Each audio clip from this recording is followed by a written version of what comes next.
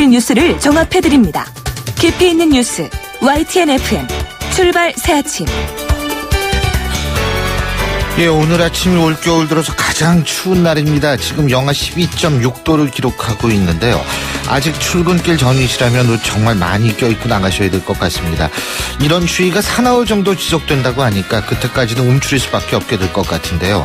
겨울은 추워야 제맛이라는 분들도 있습니다만 아직도 우리 주위에는 추운 겨울을 더 춥게 지낼 수밖에 없는 이웃들이 있음을 생각해보면 이런 추위 좀 빨리 지나갔으면 좋겠습니다.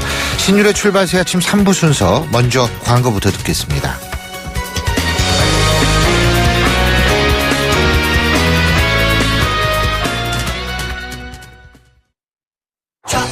좌우로 정렬 2588 좌우가 같네 좌우가 같아 2588 오빠도 좌우로 한번 불러보세요. 네?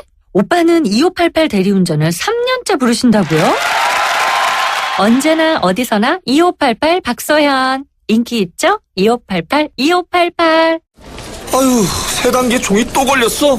정말 제본 하나 하려다가 미치겠네. 내가 진작 현대오피스로 바꾸라니까. 오늘 다 날 셀 거야. 이제 스트레스 받지 마세요. 사무기기 전문기업 현대오피스가 책임지겠습니다. 사무기기의 올바른 기준 현대오피스. 온도와 습도를 항상 일정하게 유지시켜주는 항온항습기 전문기업 AR. 전산센터, 반도체 공장, 미술관, 박물관, 귀중품 보관실을 30년 축적된 기술로 AR이 지켜드립니다. 24시간 확실한 서비스 보장 031-497-0561. 지금 들으실 광고의 내용이 궁금하신 분들은 메디톡스를 검색해보세요. 보툴리눔 톡신 공개하면 됩니다. 보툴리눔 균주 전체 유전체 염기서열 업계 최초 공개. 진짜 연구하는 바이오 제약회사 메디톡스. 이 여자 궁금한 건 못 참는다. 그런데 왜 다른 건 다 물어보면서 필러는 안 물어보냐고요? 물어보세요. 뉴라미스인지 물어보세요. 히알루론산 필러 뉴라미스. 근데 이거 누가 만들었어요? 메디톡스. 이 광고는 의료기기 광고입니다.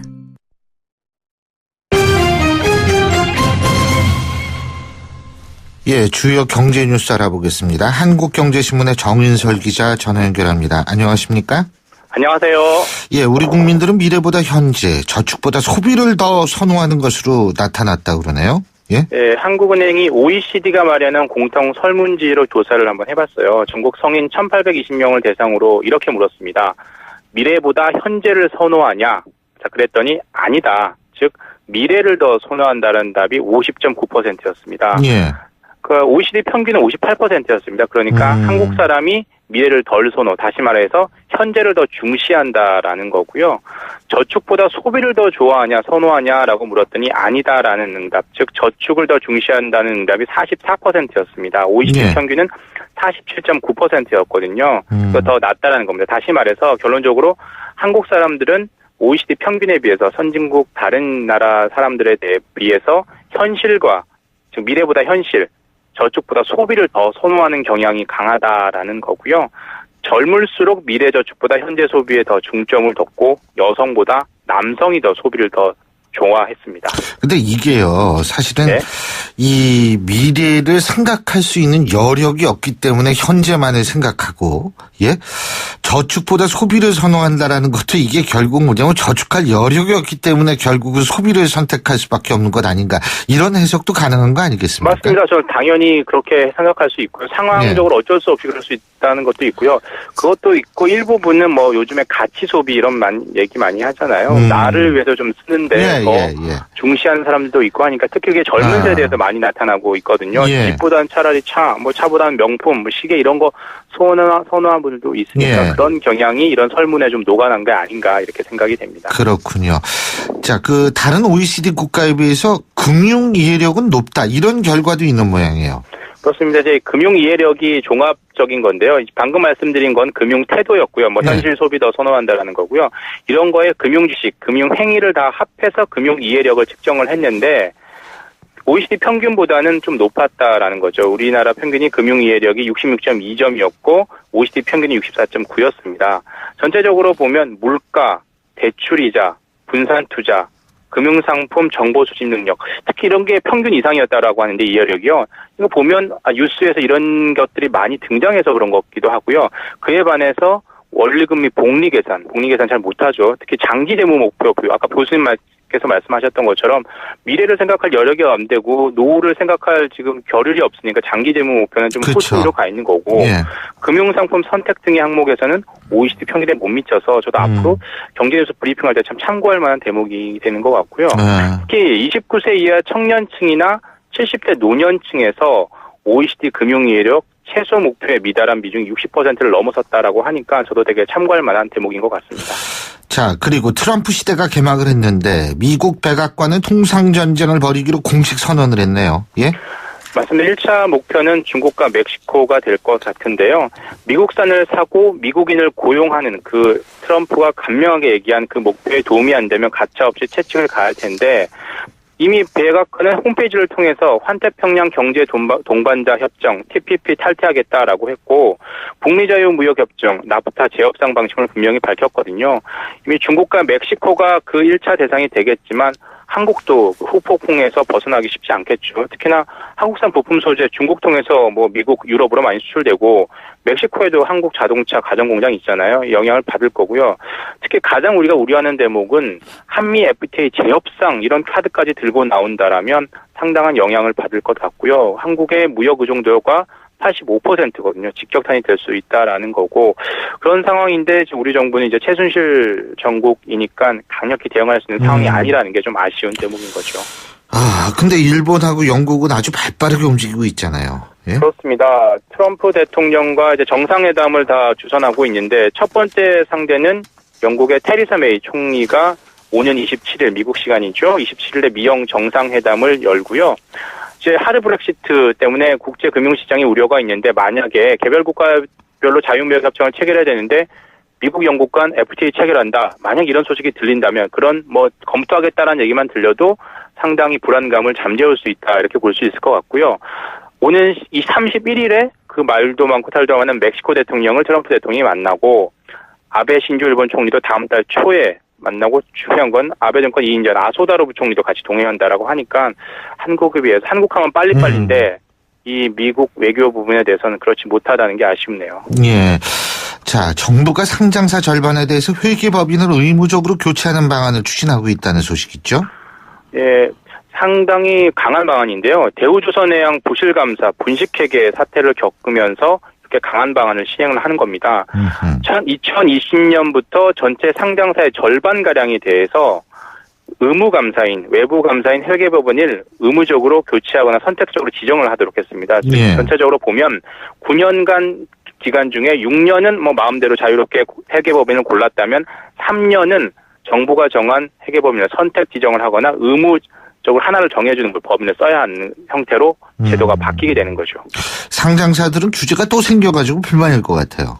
맞습니다. 불만이죠. 전체 상장사의 40%, 약 800개는 주로 금융상장사가 될 텐데 이런 회사 같은 경우는 이렇게 됩니다. 정부가 정한 여러 회계법인 중에 하나를 택하는 선택 지정제를 적용을 받고요. 9년 중에 3년 이 기간이 이렇다는 거고 전체 10%인 자산 5조 원 이상의 200개 기업은 직권 지정제라고 해서 뭐 기업 의사 상관없이 정부가 정한 회계법인 한 곳을 반드시 써야 한다라는 겁니다.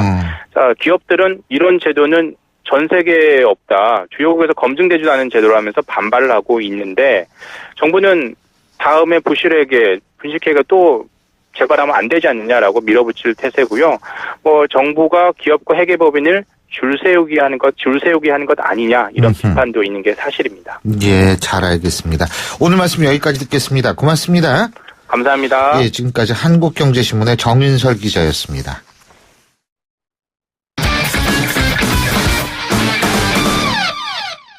자, 이번엔 스포츠 소식 알아보겠습니다. 최동호 스포츠 평론가 전화 연결돼 있습니다. 안녕하십니까?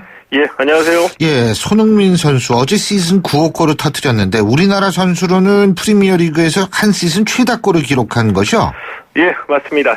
손흥민 선수 어제 맨체스터 시티전에서 1대2로 뒤지던 후반 32분에 동점골을 터뜨렸습니다. 이 토트넘이 2대2 무승부로 경기를 마쳤고요. 예. 지난 9일 에스턴 빌라전 이후에 2경기 만의 골인데 이 프리미어리그 7호 골이자 올 시즌 9호 골입니다. 이 시즌 골이라고 말씀드리는 거는 이 프리미어리그뿐만이 아니라 이 한 시즌 동안 뭐 FA컵 같은 다른 대회 골까지 모두 다 합한 골인데 이 시즌 골로는 역대 한국인 이 프리미어리그 한 시즌 최다 골이기도 합니다. 이 프리미어리그 정규리그 골만 따지면은 이 기성용 선수가 8골로 최다 골 기록을 갖고 있는데 이 손흥민 선수가 한 골만 추가하면 이 프리미어리그 최다 골 타이 기록도 세우게 됩니다. 예. 지금 토트넘 손흥민 선수 소속팀이죠. 예. 프리미어리그 2위죠. 그죠? 예, 오늘 새벽 경기에서 예. 이 첼시하고 아스널이 승리를 거둬가지고 아스널이 2위로 올라왔거든요. 예, 그래서 이 토트넘이 어제 무승부를 기록했지만 이 3위로 좀 밀려났습니다. 아, 그렇군요. 예. 토트넘이 지금 13승 7무 2패 승점 46점으로 3위고요. 1위 첼시가 오늘 새벽 경기에서 승리해서 승점 55점이니까 승점 차가 9점이 나거든요. 적지 않은 승점 차이긴 하지만 예. 올 시즌 경기가 모든 게 38라운드 경기거든요. 예. 어제가 22라운드 경기였기 때문에 토트넘의 추격 기회는 충분히 남아 있다고 볼 수는 있습니다. 손흥민 선수가 잘하는 것도 중요한데 손흥민 선수가 잘해서 토트넘이 이번 시즌에 우승까지 차지하면 손흥민 선수가 더 빛날 수 있거든요. 그렇죠. 예, 그러니까 소속팀 이 토트넘의 성적도 꽤 중요하다고 볼 수가 있겠죠. 축구 소식 하나만 더 알아보죠. 여자 축구가 아시안컵 예선에서 북한을 만났는데 대회가 평양에서 열린다고 그러죠? 예, 이 내년에 아시안컵 여자 축구 대회가 열리거든요. 이제 그래서 이 아시안컵 예선 추첨이 열렸는데 우리나라가 이 북한, 우즈베키스탄 또 홍콩, 인도와 함께 B조에 편성이 됐습니다. 이 B조 예선이 이 4월 3일부터 12일까지 평양에서 열립니다. 그런데 이제 그동안에 평양에서 열렸던 남북한 축구 경기는 모두 다 친선 경기였고요. 공식 대회 경기로는 4월 7일에 열리는 아시안컵 예선 여자축구 남한과 북한의 경기가 최초가 됩니다. 여자축구는 잘 아시는 것처럼 북한이 강하잖아요. 예. 이제 북한이 FIFA 랭킹 10위, 우리가 18위인데 예선 각 조별로 1위 팀만 본선에 오르기 때문에 이 홈 2점을 갖고 있는 북한을 이겨야 된다는 점에서 이 본선 진출이 좀 쉽지는 않아 보입니다. 볼티모어 김현수 선수가 어제 미국으로 출국을 했는데 예. 공항에서 죄송하다 이런 말을 했습니다. 예? 예. 이게 월드 베이스볼 클래식에 참가 못해서 죄송하다는 얘기죠? 예, 그렇습니다. 이 볼티모어 김현수 선수가 어제 미국으로 출국했습니다. 예. 이 WBC 출전을 김현수 선수가 좀 고사했기 때문에 미안하다 이런 뜻으로 이제 죄송하다는 말을 했거든요. 왜 이제 고사를 했냐면은 김현수 선수가 미국으로 떠나는 심정이 사뭇 비장합니다. 이렇게 얘기했는데요. 나는 지금 주전이 아니다. 앞으로 펼쳐지는 엄청난 경쟁에서 어떻게 이겨야 할지 바로 그 생각을 하면서 떠난다. 이렇게 얘기했습니다. 예. 프로 선수로서 이제 가장 중요한 일이 이 소속팀에서 주전으로 살아남는 거겠죠. 예. 자, 그래서 이 WBC를 고사하고 소속팀에서 주전 경쟁에 주력하겠다. 이런 뜻인데 이 WBC에서 못 보더라도 이 볼티모어에서 올해 좋은 경기 펼치기를 좀 응원하겠습니다. 그럼요. WBC에 못 나온다는 거는 그렇습니다만 어쨌든 예. 소속팀에서 또 훌륭한 선수로 크는 게 우리한테 장기적으로 좋죠. 예. 어제 프로농구와 프로배구가 올스타전을 가졌는데 같은 날 동시에 이제 올스타전이 열린 거 아니겠어요? 그죠? 예, 맞습니다. 근데 흥행에 모두 성공을 했다고 그러네요. 예? 예, 같은 날 프로농구, 프로배구 올스타전이 열려서 이제 예. 은근히 좀 어느 쪽에 관중이 많이 오고 인기를 모으느냐 은근히 좀 신경전이 열리기도 했었거든요. 예. 그런데 이 프로농구, 프로배구 모두 완전 매진을 기록할 정도로 이제 뜨거운 열기 속에서 치러졌습니다. 이 프로농구에서는 시니어 팀이 주니어 팀을 150대 126으로 이겼고요. 오세근 선수가 MVP로 선정이 됐습니다. 이 프로배구에서는 이 K스타 팀이 V스타 팀을 세트스코어 4대0으로 이겼습니다. 이 올스타전답게 다양한 이벤트도 함께 열렸거든요. 이 프로농구에서는 덩크슛, 3점슛 컨테스트와 함께 이 복면을 쓰고서 노래 실력을 겨루는 복면 가왕 결승전이 열리기도 했고요.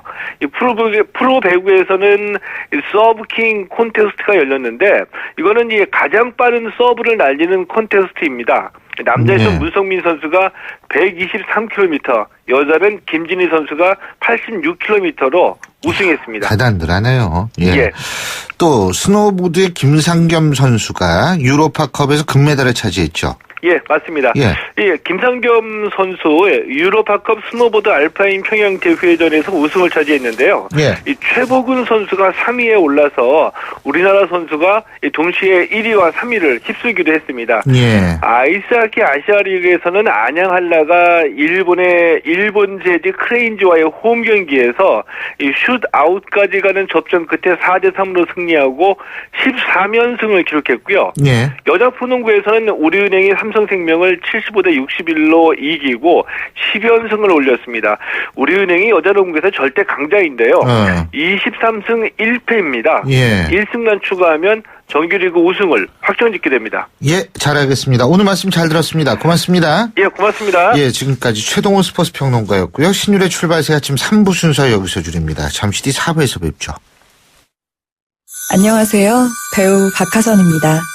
아버지의 사업 실패로 좁은 차에서 생활하던 은혼의 가족이 새 집을 찾고 가스 폭발로 전신 화상을 입은 현석이가 치료비 걱정을 덜 수 있었던 것은 다 여러분의 사랑 덕분입니다. 누구에게나 찾아올 수 있는 위기의 순간, 월드비전은 위기 아동 지원 캠페인을 통해 도움이 절실한 가정을 긴급 지원합니다. 연말 연시 여러분의 사랑이 꼭 필요한 곳에서 희망이 될 수 있도록 월드비전과 함께해주세요. 후원 문의 1688-3570 1688-3570.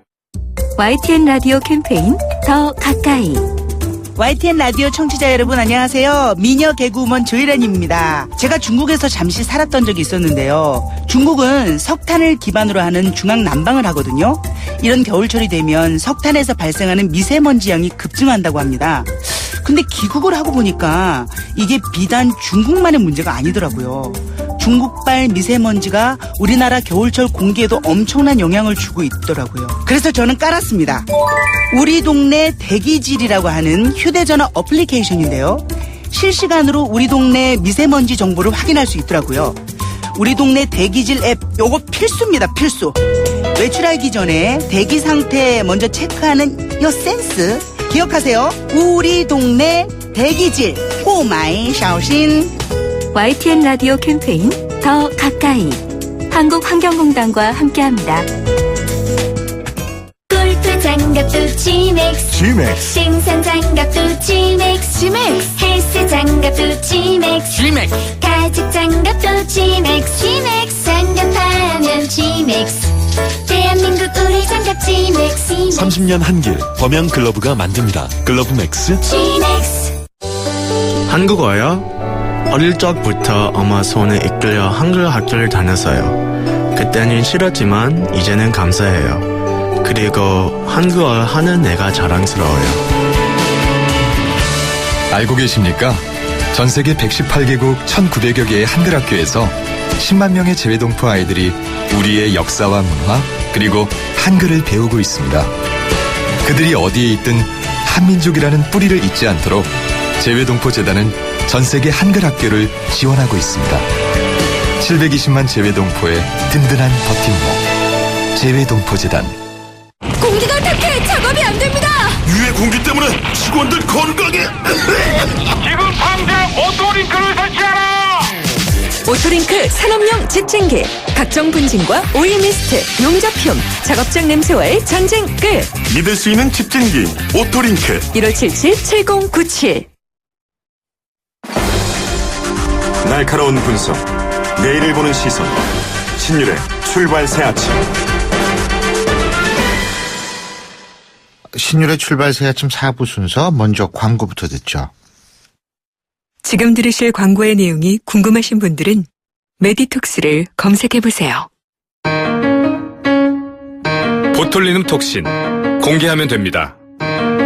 보툴리눔 균주 전체 유전체 염기서열 업계 최초 공개. 진짜 연구하는 바이오 제약회사 메디톡스. 이 여자 궁금한 건 못 참는다. 그런데 왜 다른 건 다 물어보면서 필러는 안 물어보냐고요? 물어보세요.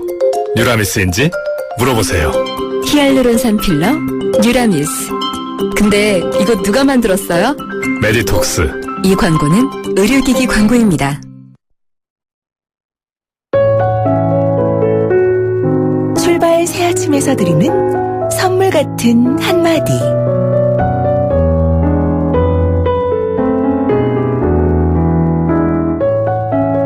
유쾌한 사람은 농담을 적절하게 잘 활용하며 상쾌한 사람은 농담에 웃어줄 줄 알며 경쾌한 사람은 농담을 멋지게 받아칠 줄 알며 통쾌한 사람은 농담의 수위를 높일 줄 안다. 오늘은 김소연 작가의 마음 사전 중에서 보내드렸습니다.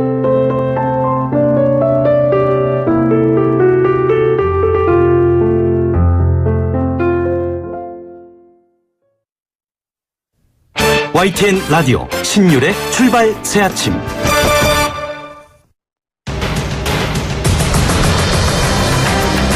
매주 월요일 아침 정치권의 복잡한 이슈를 말끔히 정리해드립니다. 출발당 최고위원회의.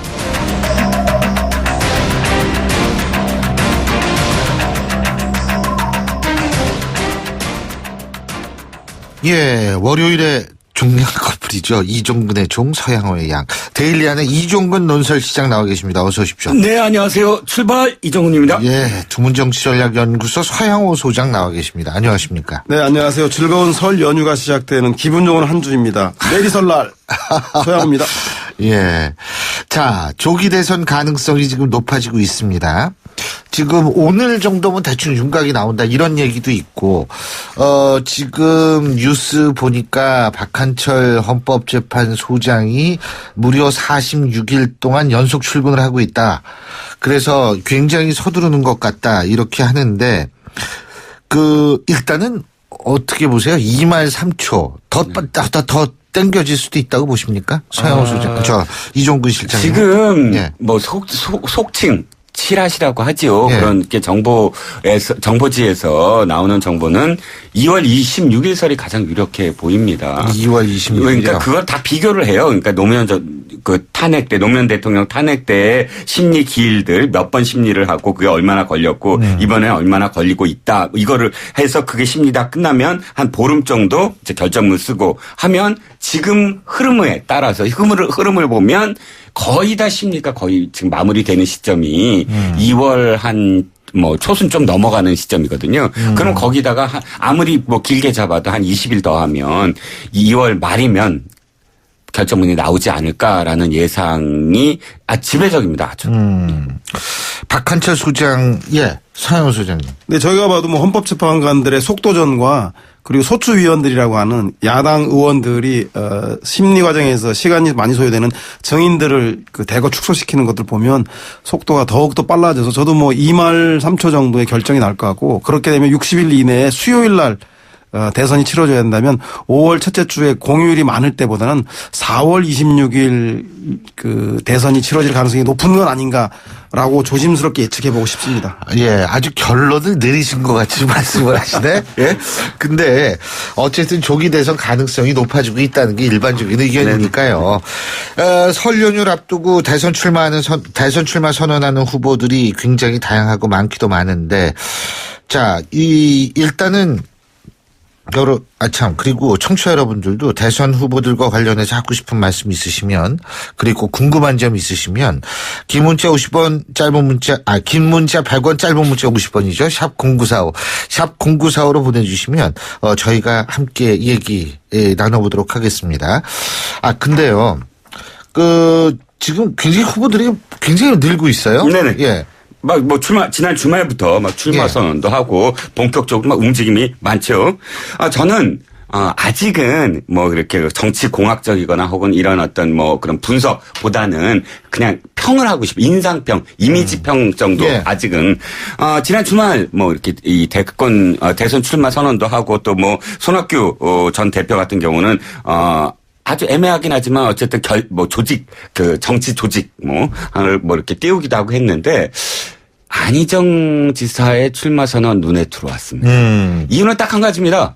뭐 내용보다는 왜 이 연예인들을 외국에 보내주고 뭐 이렇게 노는 그런 프로그램 있죠. 꽃보다 시리즈. 근데 그 꽃보다 할배 시리즈보다 꽃보다 청춘 20대 연예인들 해갖고 왜 라오스 갔을 때 시청률이 확 올랐어요. 라오스 엄청나게 많이 갔어요. 그러니까 제가 드리는 말씀은 뭐냐면 이제 좀 신선하고 프레시하고 낯선 거를 보고 싶다. 그러니까 왜 잠깐만 설날이라는 말씀 한번 드리면 설이라는 의미가 무슨 의미냐면 낯설다의 설자예요. 그러니까 새로운 것이다. 그러니까 좀 새로운 걸 보고 싶다. 이런 마음으로 안희정 지사 젊어 보이대요. 나 이게 좀 젊은 이미지 그런 이미지가 오늘 지난 주말에 보기 좋았습니다. 저희랑 뭐 나이 차이 얼마 많이 안 나요. 그런가요? 네, 이종건 실장님이 그 고도의 야권 분열 획책에 넘어가지 말고 역시 뭐니 해도 구간이 명간이고 형만한 아우 없다고 제가 볼 때는 문재인 전 대표의 관심이 크죠. 최순실 게이트 박근혜 대통령 탄핵이라고는 야권의 초유의 유리한 국면, 정권교체 의지가 국민들 관심이 더욱 높을 때 치러지는 선거에서 이번에도 재수의 고비를 넘을 것인가 말 것인가 기대가 모아지고요. 이렇게 야권의 정권교체가 높아지는 만큼 사실상 경쟁자들이 개헌, 제3지대, 정치교체 이런 각양각색의 명분과 슬로건을 가지고 반문재인 연합군을 만들 가능성이 높아진다. 물론 그 연대라고 하는 것이 죽은 고목나무에 꽃피는 정도로 어려운 거지만 만약에 성사만 된다라면 문재인의 대세론을 뒤엎을 만한 만만치 않은 싸움인데 여기에 문재인이 개인적인 반문재인 하객진이라고 하는 여권의 연대 전략에 1점 돌파 선봉장으로 맞설지 아니면 눈에는 눈, 이에는 이 야권 연정이라는 또 다른 하객진으로 맞설지에 대해서 문재인의 선택이 저는 뭐 관심이 높아지는 시점이 아닌가 생각이 듭니다. 지금 더불어민주당 후보만 두 분을 말씀하셨는데 괜찮아요. 지금 상황이 많고. 근데 더불어민주당 같은 경우에 박원순 시장도 있고 이재명 시장도 오늘 출마 선언하죠. 네, 그렇습니다. 오늘이죠, 오늘. 본인이 15살 때 노동일을 했던 공장에서 사옥 앞에 공장 앞에서 이제 하는데 김종인 전 대표도 출마할 것이다. 지금 이렇게 얘기가 나오고 있고요. 참 그런데 국민의당도 말이에요. 안철수 전 대표도 있고, 그죠? 어떻게 보세요? 바른정당은 유승민 의원도 있고, 남경필 지사도 있고, 있으니까 어떻게 보십니까? 질문을 확실히 좀 좁혀주시면. 지금 안철수 전 대표와 예를 들면 출마 얘기가 있고 바른정당도 이제 그런데 반기문 전 총장이 만약에 바른정당에 가거나 국민의당에 가거나 이렇게 되면 어떻게 될 것인가. 자, 일단 안철수 전 대표는 이제 상수가 된 것 같아요. 변수는 아니다. 상수라는 건 어떤 경우에서도 끝까지 간다. 그렇죠. 항성이죠. 행성이 아니라 끝까지 이제 가는 붙박이 별로 자기를 위치한 것 같고 그 다음에 변수들이 이제 문재인 상수가 됐죠. 안철수 상수가 됐는데 나머지의 모든 것들은 변수가 너무 많다. 그래서 이렇게 확언할 수가 없는 상태인데 지금 그 변수는 사실 반기문 변수였거든요. 근데 아시다시피 반기문 총장 지지율이 거의 계속 꺾이고 있습니다. 그래서 사실상 올라도 지금 시원치 않을 판에 정체가 아니라 아예 꺾이고 있는 가장 큰 이유는 본인의 문제거든요. 이건 지금 어떻게 할 수가 없어요. 예를 들어서 세력의 문제다 또는 조직의 문제다. 이건 변할 수가 있는데 본인 자체가 문제가 있다. 본인 자체의 어떤 철학, 정치 철학이라든지 혹은 스킨십에 대한 어떤 이 표현이라든지 이런 여러 가지 본인이 아직 준비되어 있지 않은 모습을 그냥 날 것 그대로 보여줬기 때문에 본인이 변하지 않고는 사실 힘들거든요. 그러면 반기문 변수가 만약 사라진다 그러면 지금까지 갖고 있던 제3지대에 대한 희망, 기대 또는 뭐 여러 가지 어떤 플랜 이런 것들이 완전히 다 무너지는 상황이기 때문에 지금 섣불리 그 다음 그 나머지들이 어떻게 될 것이다라고 지금 추측하기에는 참 곤란한 지경에 이르렀습니다. 저는 뭐 야권에서는 김부겸 박원순 시장이 제안했던 촛불공동정부 즉 야권 연정을 문재인 전 대표가 수용해서 정권 개최 가능성을 높이고 또 집권 후에 안정적인 국정 운영을 하기 위한 야권 연정이 실현될 것인가에 관심이 있고 또 하나는 안희정 지사가 아주 차별화 전략 문재인 전 대표를 비롯해서 나머지 야권 후보가 개혁성과 선명성을 이야기한다라면 안희정 지사는 합리성을 기준으로 해서 외연 확대를 위해서 노력을 하고 있거든요. 뭐 예를 들면 새누리당 적폐청산이나 부전이 아닌 정권 교체를 하겠다라든가 이명박의 녹색성장 박근혜 창조경제를 개선하겠다. 사드도 한미가 당권의 합의이기 때문에 인정해야 한다라든가 이런 합리적인 대안을 통해서 외연을 확대해 나가는 전략을 쓰고 있는 것이 본인을 위해서도 그렇고 향후의 야권의 정권 교체를 위해서 도움이 상당히 된다는 얘기 들고요. 나머지 중도 진영과 여권 진영은 뭐니 해도 반기문 총장 자체의 지지율 정체가 오는 위기감 이 위기감이 대선판을 조기에 흔들어야 한다라고 해서 오히려 연대의 가능성을 높여주고 있다. 그래서 결과적으로 설밥상에 안철수 반기문의 연대 조직적 기반으로는 바른정당과 국민의당의 연대가 설밥상의 주요한 메뉴로 올릴 수 있을 것인가가 가장 중요하고. 올릴 수 있다고 보세요? 저는 아까 말씀드린 반 총장의 현재 지지율 정책의 위기가 또 다른 기회를 만들 수 있다. 그래서 반기문 총장의 23일 25일 이어지는 TV토론과 관훈클럽 토론회에서의 정치 구상에 대한 걸 주목을 좀 해봐야 한다. 그런 생각이 듭니다. 이종우 실장님. 네. 일각에서는 샤이 보수, 샤이 반기문 현상이 있다. 이런 분석이 있던데 그런 건 어떻게 생각하세요? 이제 일단, 가정은 이렇게 해보죠. 예. 샤이라고 이름 붙인 사람들이 근데 이거는 진짜 샤이입니다. 왜냐하면 샤이라는 게 선거를 전제로 해가지고 확인됐을 때만 샤이다 아니다 우리가 얘기를 하는데 그렇죠. 이건 선거를 전제로 하는 거니까 샤이 현상이 맞죠. 그렇죠. 예. 그래서 이를테면 박근혜 대통령한테는 실망을 했는데 문재인 전 대표를 위시한 야권한테는 표를 줄 수 없다. 그런데 우리 쪽이 안 보인다라는 층이 과연 샤이라는 이름이 붙는다면 충분히 그 층은 굉장히 많이 늘어나고 있어요. 예. 그렇기 때문에 반기문 총장한테 믿음이 안 간다 그러면 완전히 투표율이 굉장히 낮아질 거예요. 50대, 60대 투표장에 아예 안 가버리지. 내가 찍은 후보가 없는데 아니면 또 다른 후보 예를 들어서 황교안 권한대행이 탄핵이 만약에 인용된다면 바로 총리직을 그만두고 대선에 뛰어든다. 그럴 가능성도 굉장히 농후하다. 왜냐하면 오늘 기자회견 하는데 그게 더 중요한 이슈라고 사실상 반기문 총장이 오기 전부터 지지율이 4%에서 6% 사이를 지금 오르내리고 있거든요. 그런데 4% 6%가 이거 적은 게 아닙니다. 왜냐하면 수십 년을 대권 후보로 뛰고 싶어 했던 몇몇 후보들은 1%도 안 나오고 있거든요. 전 샤이 반기문은 결국은 스윙보터 흔들리는 표심을 얘기하는 것 같은데요. 저는 만약에 반기문 안철수 연대가 성사가 되면 보수혁신과 중도가 연합하기 때문에 외연이 확대돼서 파괴력이 상당히 클 것 같은데 만약에 성사되지 않는다면 현재 안철수 전 대표의 독자 출마 가능성이 대단히 높아지고 성사되지 않는다라고 한다면 이거 무슨 밖에 있는 샤이 토끼, 산토끼 쫓아다니다가 집에 있는 집토끼 놓치는 경우가 있다. 즉 반기문 총장은 아마도 황교안 대통령 대행이 새누리당의 보수당의 원조로 대선 후보로 부상할 가능성이 있다. 그리고 안철수 전 대표도 연대에 대해서 관심을 돌렸다가 자칫하다가는 너 여당이냐 야당이냐. 그래서 호남표가 완전히 지지가 기반이 붕괴될 수도 있기 때문에 샤이 토끼는 스윙보터들은 결국은 확고한 자기 중심이 있을 때 밴드웨건 현상이라고 쫓아가는 표이기 때문에 반기문이든 안철수든 자기 중심, 자기 기반을 분명히 할 때 그 표도 따라온다라는 것들 좀 유념해야 되지 않을까 생각이 듭니다. 이종근 실장님이 이제 4% 이렇게 말씀하신 것은 지금 여론조사가 어떤 걸 구체적으로 되지 않으셨기 때문에 개인적인 의견으로 저희가 받아들이겠습니다.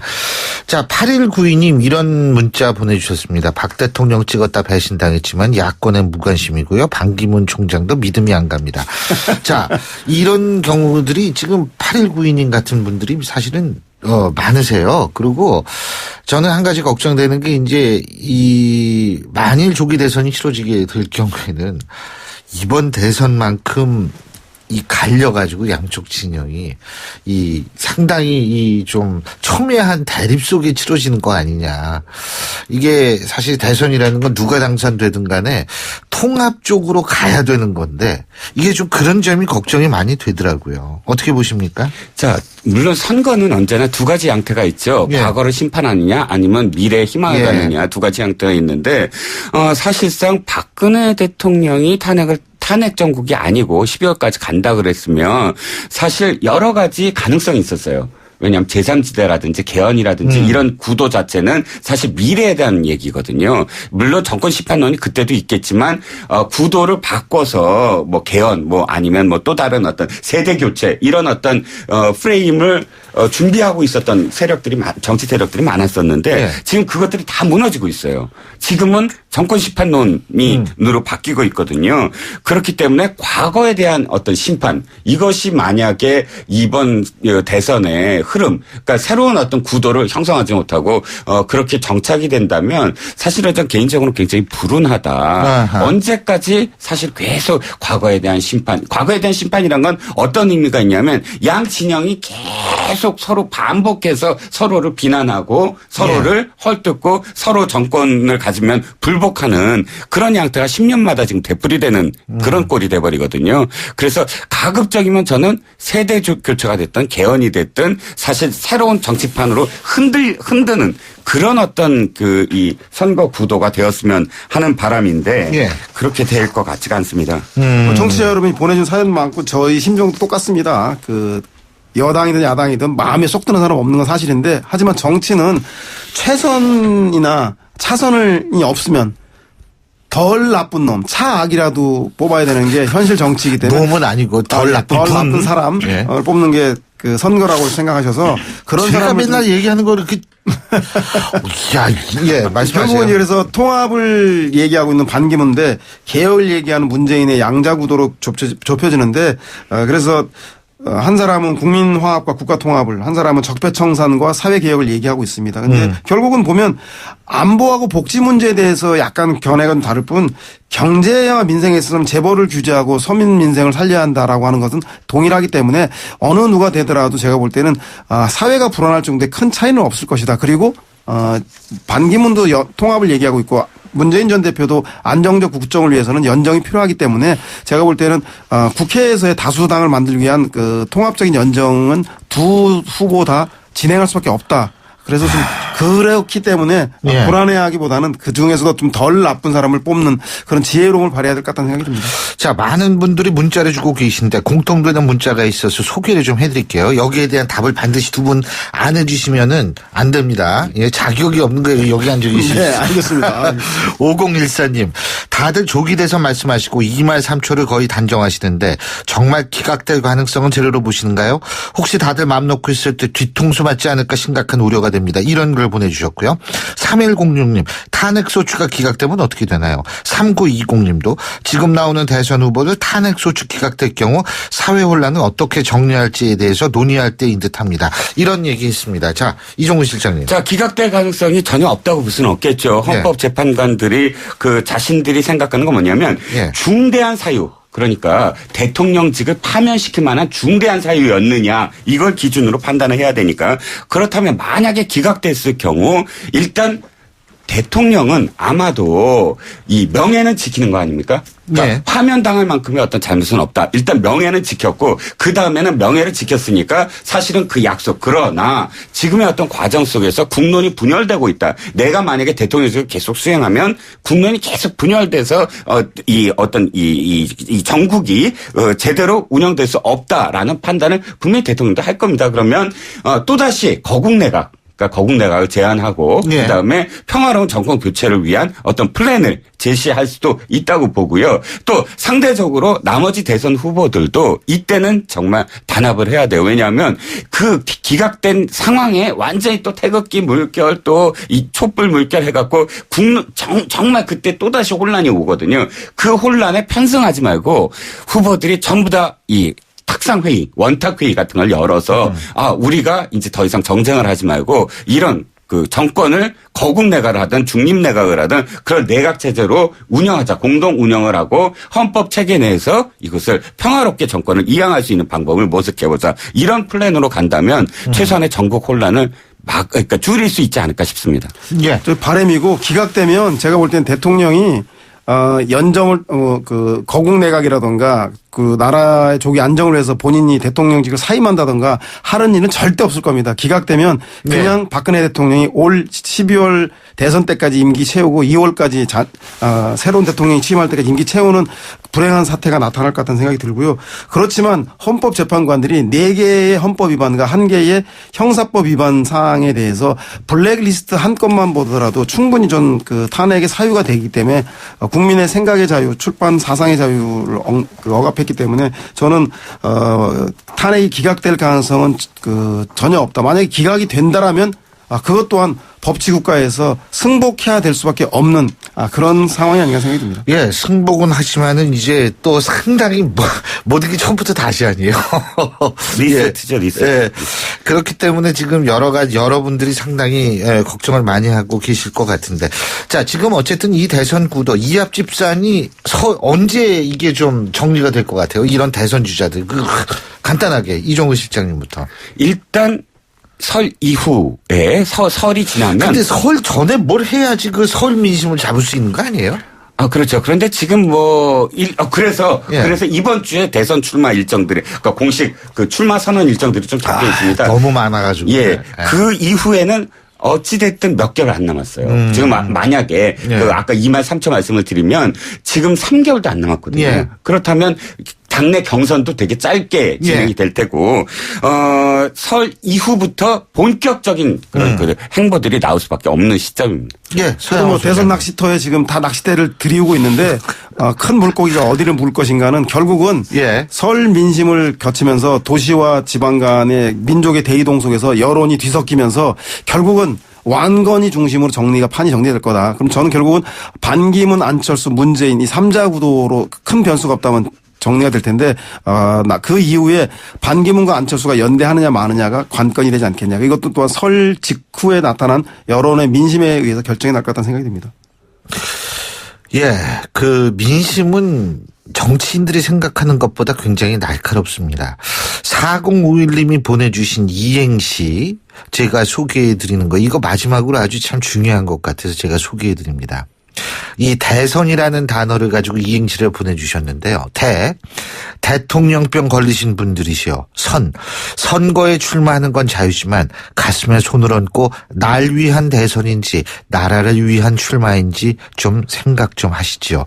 이 글을 보내주셨는데요. 저는 아주 굉장히 날카롭다고 생각합니다. 이 국가와 국민은 대부분 모든 대선 후보들이 다 합합니다. 하지만 거기에 이제 감동할 국민들도 그렇게 많지 않습니다. 이제 지쳤습니다. 바로 그런 마음을 잘 보내주셨다는 생각이 듭니다. 자, 오늘 두 분 말씀 여기까지 듣겠습니다. 지금까지 데일리하는 이종근 논설실장, 두문정치전략연구소 서영우 소장 두 분과 함께 했고요. 자, 월요일에 보내드린 신율의 출발 새 아침, 오늘 순서는 여기서 모두 줄이겠습니다. 저는 화요일 아침, 내일 아침 7시 15분에 다시 오겠습니다. 오늘도 힘찬 하루 되십시오. 신율이었습니다. 고맙습니다.